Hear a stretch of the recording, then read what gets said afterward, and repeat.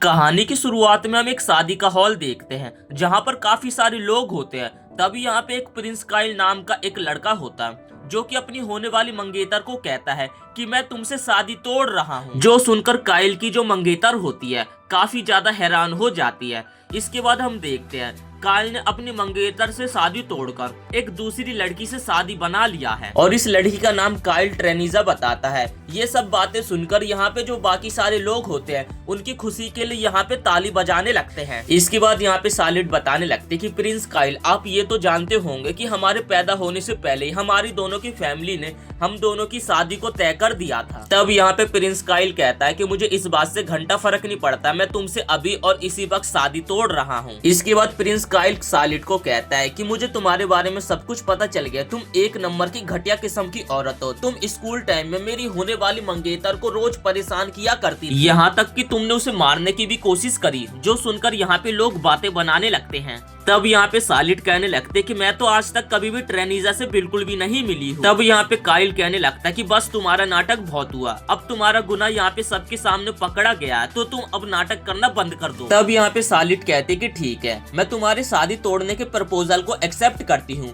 लेकिन जाने से पहले मैं तुमसे एक विनती चाहती हूँ। तब यहाँ पे काइल कहता है कि मैं तुम्हारी कोई सी भी बात नहीं मानने वाला हूँ। तब प्रिंस काइल की होने वाली मंगेतर कहते कि एक बार इस लड़की की लास्ट बात तो सुन लो, क्या पता ये अपने सारे गुनाह को यहाँ पे मान ले। तब यहाँ पे काइल अपनी मंगेतर की बात को मान लेता है। इसके बाद सालिड कहती है जाने से पहले तुम्हारी मंगेतर को एक मेरा मुक्का तो बनता है, क्योंकि उसने इतना सारा झूठ बोला है। इसके बाद हम सालिड का एक फ्लैशबैक देखते हैं। जो सालिड है उसे बचपन से ही लड़ाई झगड़ा करना काफी ज्यादा पसंद है, इसलिए उसका जो बड़ा भाई होता है उसे हमेशा डांटता रहता है। सालिड हर रोज किसी न किसी का मुंह तोड़कर आती थी, जिस कारण उसका बड़ा भाई हमेशा टेंशन में रहता था। इसके बाद हम काइल को देखते हैं जो कि बचपन से ही यहाँ पे सालिड को काफी ज्यादा तंग किया करता था। उसके बाद जब सालिड अपने घर जाती थी तो सालिड के माता पिता उसकी बिल्कुल भी बातों को नहीं सुनते थे और वो सोचते थे कि शायद से इसमें सालिड की ही गलती होगी। बचपन से ही सालिड ने अपने हाई स्कूल से अभी तक प्रिंस काइल की इतनी ज्यादा बकवास सुनी, वो हमेशा उसे परेशान किया करता, लेकिन आज तक सालिड बस उसे अपने होने वाले मंगेतर के चक्कर में छोड़ती रही। एक बार तो प्रिंस काइल उसे जान से मारने की भी कोशिश करता है, लेकिन तब भी यहाँ पे सालिड उसकी बकवास सुनती रहती है। तभी हम देखते कि यहाँ पे अचानक से एक नए बंदे की एंट्री होती है और इस बंदे का नाम होता है जूलियस। जूलियस काइल का बड़ा भाई है और वो कहने लगता है कि मुझे पता चला है कि तुम अपनी मंगेतर को काफी ज्यादा परेशान करते थे। अच्छा, यही है तुम्हारी मंगेतर और तुम उसे परेशान कर रहे थे अभी भी। काइल तभी वहाँ पे गुस्से से एकदम आग बबूला हो जाता है। तभी वहाँ पे काइल का एक बंदा आता है जिसके साथ काइल वहाँ से चला जाता है। इसके बाद सैलिड जूलियस से पूछने लगती है कि आखिर आप उस पेड़ के ऊपर वहाँ क्या कर रहे थे। तब यहाँ पे जूलियस बताने लगता है कि दरअसल मैं उस पेड़ के ऊपर बैठा हुआ पढ़ रहा था। इसके बाद हमें पता चलता है जो जूलियस है वो काफी काइंड किस्म का बंदा है जिसे सभी लोग पसंद करते हैं, लेकिन दूसरी तरफ काइल काफी हरामी है जिससे सभी लोग नफरत करते हैं। यहाँ तक कि जो जूलियस है पढ़ाई में भी काफी ज्यादा बढ़िया है और उसके ग्रेड्स भी यहाँ पे नंबर 1 पे आते हैं, जो देखकर तो यहाँ पे सालिड को अपनी आंखों पे बिल्कुल भी यकीन नहीं होता है। इसके बाद हम सालिड को देखते हैं जिसे तलवारबाजी और मैजिक करना और साथ ही लोगों का मुंह तोड़ना काफी ज्यादा पसंद है और उसे साथ ही बहुत जल्दी गुस्सा भी आ जाता है। एक बार सालिड हाई स्कूल में नंबर 1 पे आती है जिससे सालिड काफी ज्यादा खुश होती है। तभी उसके पास जूलियस आता है जो कि उसके नंबर 1 आने की खुशी में यहाँ पर उसे शाबाशी देता है, जो देखकर लोगों को लगने लगता है कि शायद से इन दोनों का चक्कर चल रहा है और सालिड नंबर 1 पे आ जाए, इसलिए जूलियस ने अपने पैर पीछे कर लिए। इसके बाद से ही जूलियस जो होता है सालिड का हर जगह पीछा करने लगता है, एकदम पालतू कुत्ते के तरह। एक दिन सालिड जूलियस से पूछ ही लेती है आखिर आप मेरा पीछा क्यों कर रहे हो। आप मेरा पीछा इसलिए कर रहे हो ना ताकि मुझे काइल बिल्कुल भी परेशान ना कर सके। तब यहाँ पे जूलियस कहने लगता है कि हाँ ऐसा ही कुछ। इसके बाद जो जूलियस होता है सालिड के यहाँ पे बालों को पकड़ता है और कहने लगता है कि ये जो तुम्हारे सिल्वर कलर के बाल हैं ये काफी ज्यादा खूबसूरत हैं और मुझे काफी ज्यादा पसंद है और मैं अपने बेवकूफ भाई के चक्कर में तुम्हारे इतने खूबसूरत बालों को खोना नहीं चाहता था। इसके बाद सीन प्रेजेंट का आता है। सालिड ने एक ही मुक्के में काइल के होने वाली मंगेतर का यहाँ पे मुंह तोड़ दिया है, जो देखकर काइल काफी ज्यादा हैरान हो जाता है, लेकिन ऐसा करके यहाँ पे सालिड को काफी ज्यादा बेटर फील होता है। इसके बाद सालिड अपने हाथों में ग्लव्स को पहनती है और अपने फुल मोड में आ जाती है और हॉल के अंदर जितने भी लोग होते हैं एक एक करके यहाँ पे सभी का मुंह तोड़ने लगती है, जिस कारण बाकी सभी लोगों की फटके हाथ में आ जाती है। सभी लोग अपनी जान बचाने के लिए यहाँ वहाँ भागने लगते हैं और सालिड तो अपने फुल मोड में होती है। उसके सामने जो भी कोई आ रहा था वो उसका मुंह यहाँ पे तोड़ते चले जा रही थी और ऐसा करके यहाँ पे सालिड को काफी ज्यादा बेटर फील होता है और लास्ट पंच यहाँ पे सालिड प्रिंस काइल को मारती है। प्रिंस काइल के लिए सालिड के मन में कई सालों का गुस्सा भरा हुआ था और वो एक ही पंच में यहाँ पे अपने गुस्से को शांत कर लेती है। सालिड ने यहाँ पे अकेले ही सभी लोगों की एकदम कुत्तों जैसी हालत कर दी थी। तब यहाँ पे सालिड का भाई और जूलियस आ जाता है जो देखकर काफी ज्यादा हैरान हो जाते हैं। सालिड का भाई तो ये सब चीजें देखकर काफी ज्यादा डर रहा था, लेकिन दूसरी तरफ जूलियस सालिड की ये सारी हरकतें देखकर काफी ज्यादा मुस्कुराने लगता है। तब यहाँ पे सालिड का भाई सालिड से पूछने लगता है कि तुमने इन लोगों को इतने कुत्ते की तरह मारा है तो तुम्हारे पास कोई ना कोई तो रीजन जरूर होगा इन लोगों को मारने का। तब यहाँ पे सालिड बताने लगते कि हाँ बहुत बड़ा रीजन है। पहले तो काइल ने यहाँ पर मेरे से एंगेजमेंट तोड़ी और उसके बाद वो मेरे बारे में काफी ज्यादा उल्टा सीधा बोलने लगा था, जिस कारण मुझे गुस्सा आ गया और मैंने इन लोगों का मुंह तोड़ दिया। तभी सालिड को अचानक से चक्कर आ जाता है और वो यहाँ पे बेहोश हो जाती है। नेक्स्ट सीन में एक बड़ी सी बैल बजती है। उस बैल के बजने के कारण यहाँ पे सालिड की आंखें खुल जाती है और वो देखते कि एक मेड यहाँ पे उसे जान से मारने की कोशिश कर रही है और जैसे उसे इस बात का पता चलता है तो वो उस मेड के मुंह पर एक जोर का पंच मारती है। आवाज सुनते स्कारलेट का भाई यहाँ पर भागकर आता है और वो देखता है कि यहाँ पे 3 दिनों के बाद जगने के बाद यहाँ पे स्कारलेट ने दोबारा से एक नया कांड कर दिया है, जो देखकर वो यहाँ पे काफी ज्यादा दोबारा से हैरान हो जाता है। सीन यहाँ से शिफ्ट होता है और हम देखते स्कारलेट और उसका भाई और साथ ही यहाँ पे जूलियस तीनों यहाँ पे एक दूसरे से बात कर रहे थे। जूलियस कहने लगता है कि तुमने जो भी उस दिन कांड किया था वो तुमने काफी ज्यादा बढ़िया किया है, जिस पे यहाँ पे सालिड कहने लगते कि आखिर तुम्हारे कहने का मतलब क्या है। तब यहाँ पे जूलियस बताता कि तुमने जो कांड किया था उस चक्कर में हमने काफी सारे लोगों को पकड़ा जो कि दूसरे लोगों को पकड़ के उनसे स्लेव जैसा काम करवाते थे और साथ ही वो मर्डर जैसी हरकतें भी करते थे और अब फाइनली तुम्हारी काइल से भी मैरिज टूट चुकी है तो तुम अब जश्न मना सकती हो। इसके बाद जूलियस बताता है कि हमारे किंगडम में काफी अजीब अजीब सी घटनाएं चल रही है और उस बारे में मैं और ल्यूक इन्वेस्टिगेशन कर रहे हैं, लेकिन सबसे बड़ी दिक्कत की बात है हमारे देश का प्राइम मिनिस्टर जो कि इन सारी स्लेवरी जैसी घटनाओं में इन्वॉल्व है और यही बंदा बाकी सारे लोगों को ऐसे कांड करने के लिए मजबूर करता है। इसके बाद यहाँ से सीन शिफ्ट होता है। स्कारलेट कुछ लोगों से मिलती है और पूछने लगते हैं कि आपको कुछ पता चला जिस लड़के ने मेरे ऊपर सुबह हमला किया था आखिर वो कौन है। तब वो लोग भी बताने लगते हैं कि हाँ शायद से वो बंदा प्राइम मिनिस्टर के साथ मिला होगा और वो लोग कहते हैं कि आप क्यों ना जाकर उसी से पूछ लो। इसके अगले सीन में स्कारलेट उस लड़के से मिलने के लिए आती है। तब स्कारलेट देखते कि घर में यहाँ पे कपड़े तो डले हुए हैं लेकिन वो लड़का कहीं पे भी दिखाई नहीं दे रहा। तभी वो लड़का अचानक से यहाँ पे एक भेड़िए का रूप बनाता है और स्कारलेट के ऊपर हमला कर देता है। तभी स्कारलेट एक चमाट में उस कुत्ते को यहाँ पे सबक सिखा देती है और कहती है कि मेरे सामने ये फालतू के पैतरे मत आजमाओ, मुझे तुमसे कुछ बात करनी है तो अपने असली रूम में आ जाओ। जिसके बाद ये लड़का अपने असली रूम में आ जाता है। इस लड़के के पास एक चाकू होता है और इस चाकू से वो यहाँ पे स्कारलेट को जान से मारने के लिए आया था। तभी स्कारलेट नोटिस करते कि इस लड़के के चेस्ट पे एक स्लेब वाला कर्ज लगा हुआ है। तभी सालिड उस लड़के को कहते कि देखो तुम्हें घबराने की कोई भी बात नहीं है, तुम्हारे चेस्ट पे ये जो कर्ज लगा हुआ है मैं इसे आसानी से हटा सकती हूँ। इसके बाद सालिड उस लड़के के चेस्ट पे अपने हाथ को रखती है और टाइम रिवर्सिंग एक मैजिक का इस्तेमाल करती है, जिस कारण उस लड़के के चेस्ट के ऊपर जो कर्ज लगा होता है यहाँ पर वो हट जाता है, जो देखकर वो लड़का यहाँ पे काफी ज्यादा हैरान हो जाता है। इस लड़के का नाम ननाको होता है। ननाको कहता है कि आखिर ये तुमने कैसे किया। तब सालिड बताती है कि ये गॉड गिफ्टेड पावर्स है जो कि मुझे खासकर गॉड से मिली है, लेकिन इस पावर्स को इस्तेमाल करने से मेरी एनर्जी काफी ज्यादा लॉस होती है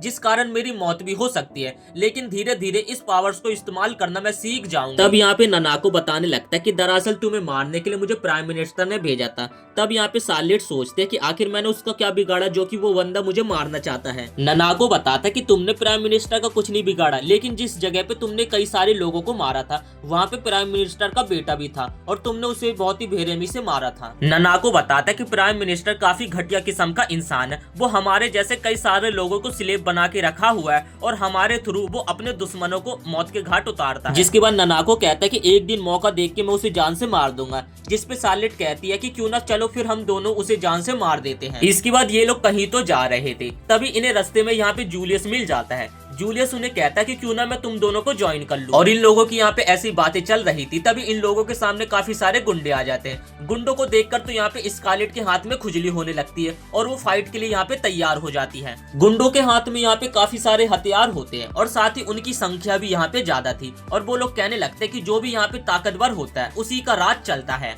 गुंडे उन लोगों के ऊपर हमला करने के लिए आगे बढ़ते हैं। तभी जो सालिड होती है वो अपनी फिजिकल इनहेंस को बढ़ाती है और एक एक करके यहाँ पे उन गुंडों को नानी याद दिलाने लगती है। सालिड ने पलक झपकते यहाँ पे सभी गुंडों को हरा दिया था और जो उस गैंग का लीडर जो होता है सालिड के सामने सर झुका के माफी मांगने लगता है।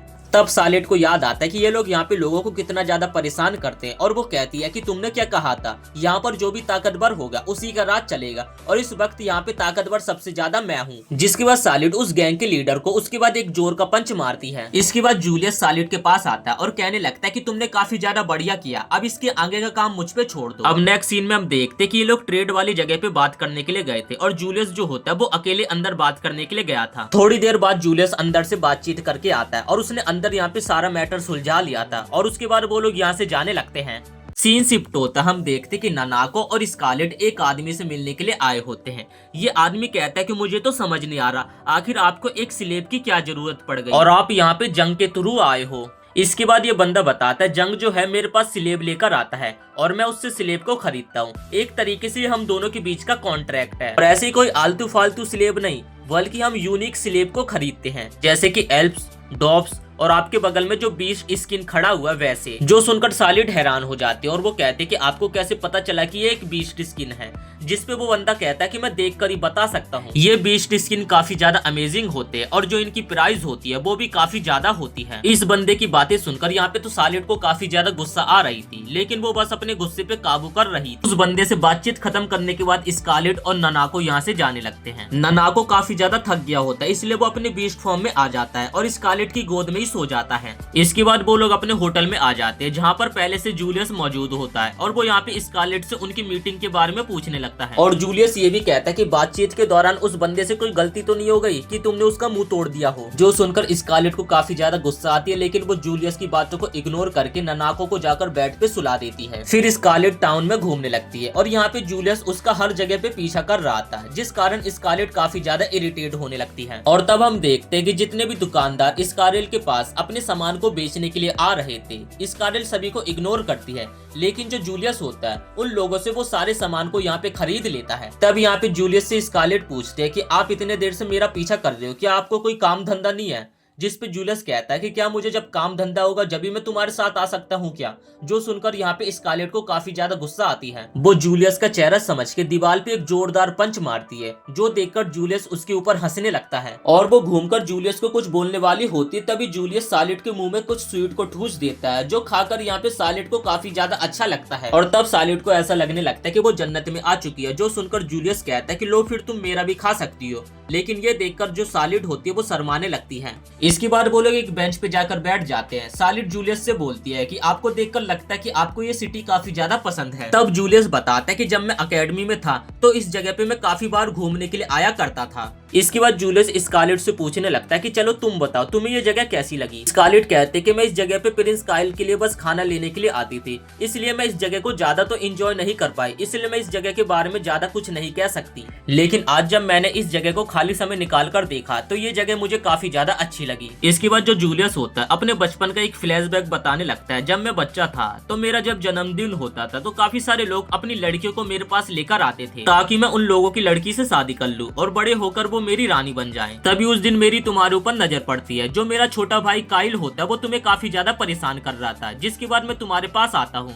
और तुमसे बोलता हूँ कि अगर वो तुम्हें परेशान कर रहा है तो तुम इस बारे में किंग को जाकर बता सकती हो। तब उस समय तुम अपना बैडेस्ट तरीके से चेहरा बनाती हो जो देखकर मुझे लगता है कि तुम काफी ज्यादा क्रेजी लड़की हो। तभी इन लोगों की ऐसी बातें चलती रहती है। जो जूलियस होता है तभी अचानक से स्कारलेट को किस कर देता है जो देखकर स्कारलेट काफी ज्यादा हैरान हो जाती है और वो कहने लगता है कि देखो इस दुनिया में मुझे जो सबसे ज्यादा चीज पसंद है वो तुम हो। और ऐसे वो यहाँ पे 3-4 ऑनलाइन मारते हैं जो सुनकर स्कारलेट काफी ज्यादा हैरान हो जाती है। अब नेक्स्ट सीन में हम देखते स्कारलेट अपने रूम में होती है और वो यही सारी बातों को सोच रही थी जो जूलियस ने उसे सुबह कहा था। अब अगले दिन स्कारलेट लॉर्ड जोनाथन से मिलने के लिए उसके पास जाती है। तभी जो नानाको होता है अपने बीस्ट फॉर्म में आता है और इस बंदे को अपनी बीस्ट फॉर्म दिखाता है जो देखकर ये बंदा काफी ज्यादा हैरान हो जाता है। तभी यहाँ पे एक बंदे की एंट्री होती है जो कि कहने लगते कि मास्टर क्या आपने मुझे इस लड़की को पकड़ने के लिए बुलाया था। तभी उसकी नजर नानाको के ऊपर पड़ती है और वो नानाको के ऊपर एक पट्टे को डालता है और उसे खींचकर अपने साथ ले जाने लगता है। नानाको उस बंदे के साथ जा नहीं रहा होता जो देखकर उस बंदे को काफी ज्यादा गुस्सा आती है और वो एक पट्टे से यहाँ पे नानाको के ऊपर हिट करने वाला होता है लेकिन उससे पहले जो अपनी बंदी होती है उस पट्टे को पकड़ लेती है जो देखकर इस बंदे को काफी ज्यादा गुस्सा आ जाती है और वो सालेट को काफी ज्यादा गालियां सुनाने लगता है। जिसके बाद सालिड कहते हैं कि तुम्हारे अंदर डिसिप्लिन की काफी ज्यादा कमी है, तो चलो आज मैं तुम्हें डिसिप्लिन सिखाती हूँ। जिसके बाद सालिड उस बंदे के पेट पे एक जोरदार पंच मारती है, जिससे वो आसमान में बहुत दूर पहुंच जाता है, जो देखकर लॉर्ड की भी यहाँ पे फटके हाथ में आ जाती है। इसके बाद सालिड टाइम रिवर्सिंग मैजिक का इस्तेमाल करके ननाको के गले पे जो घाव बन गए थे उन्हें ठीक कर देती है, और लॉर्ड की तो यहाँ पे फट चुकी थी। वो कहता है कि आप जो भी चाहती हो वही होगा। इसके बाद जब सालिड बाहर आती है तभी उसे एक कैरेज दिखाई देता है, जिसमें सालिड का बड़ा भाई होता है, जो कि सालिड को अपने साथ ले जाने के लिए आया था। अब नेक्स्ट सीन में हम देखते हैं कि ये लोग किंगडम में वापस से आ जाते हैं। जूलियस और सालिड यहाँ पे गुपचुप में सारी हरकतें कर रहे थे, जो देखकर यहाँ पे लियो को काफी ज्यादा गुस्सा आने लगती है। जूलियस कहता है कि तुम इतनी ज्यादा टेंशन मत लो, हमें पता चल गया कि नेक्स्ट ट्रेड कहाँ होने वाली है। लियो कहता वो सब तो ठीक है, लेकिन ये सब करते समय तुम लोगों की जान भी खतरे में हो सकती थी। इसके बाद लियो बताता है जो नेक्स्ट स्लेव ट्रेड होने वाला है वो प्राइम मिनिस्टर के अंडर होगा। तब जो स्कारलेट होती है ये सब सुन के उसकी आंखों में तो कुछ अलग ही चौंध दिख रही थी।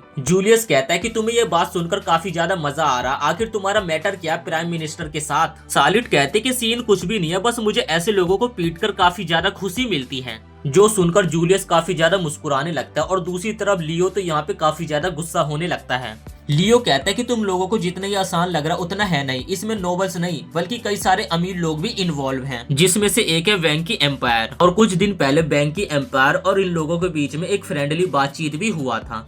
इसके बाद हम प्राइम मिनिस्टर को देखते हैं जो कि एक बंदे से बात कर रहे थे, और वो यहाँ पे सार्लेट की उसे एक तस्वीर दिखाते हैं और कहते हैं कि तुम्हें इस लड़की को जान से मारना है। इसके बाद हम देखते हैं कि प्राइम मिनिस्टर के पास एक लड़की आती है, और ये लड़की यहाँ पे प्राइम मिनिस्टर को एक गन ऑफर करती है, लेकिन प्राइम मिनिस्टर उससे गन लेने के लिए मना कर देते हैं। जिसके बाद जब वो लड़की प्राइम मिनिस्टर को उस गन का सटीक निशाना दिखाती है, जो देखकर यहाँ पे प्राइम मिनिस्टर की आंखें फटे की फटी रह जाती है। और आप लोग इस लड़की का चेहरा देख सकते हो और कमेंट करके बताना कि आखिर ये लड़की कौन है। तो इसी के साथ इस एनीमे को हम यहीं पे समाप्त करते हैं। अभी इस एनीमे के 3 ही एपिसोड आए हैं, जिसे कि इस वीडियो में मैंने एक्सप्लेन कर दिया है, लेकिन आगे भी जितने भी इस एनीमे के एपिसोड आते रहेंगे उन सभी एपिसोड को हम अपने चैनल पे एक्सप्लेन कर देंगे।